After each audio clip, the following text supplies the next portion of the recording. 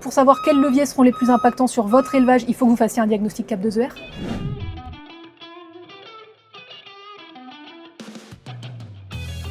Sur un système plutôt à base de maïs, un des plus impactants, ça va être la substitution soja-colza par exemple, ou en tout cas la réduction du tourteau de soja, parce que le tourteau de soja c'est un produit qui a un facteur d'émission très important. On est à 1,37 de kg d'équivalent CO2 par kilo de tourteau de soja, alors que le tourteau de colza en comparaison n'est qu'à 0,3.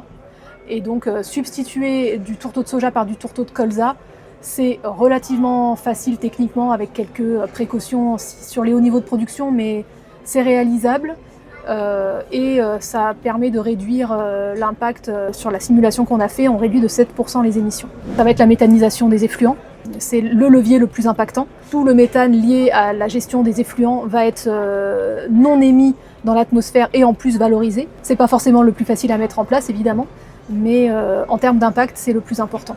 Les additifs alimentaires type Bovar qui permettent de réduire les émissions de méthane quand il est ingéré tout au long de l'année. Et donc dans le cas d'une ration à l'auge où les vaches ne sortent pas au pâturage, ça permet de réduire aussi significativement les émissions. Même si c'est plus difficile à mettre en œuvre aujourd'hui parce que cet additif est coûteux et il n'a pas de financement propre, il ne rapporte rien à l'éleveur qui le mettra en place, donc il est peu mis en place en élevage.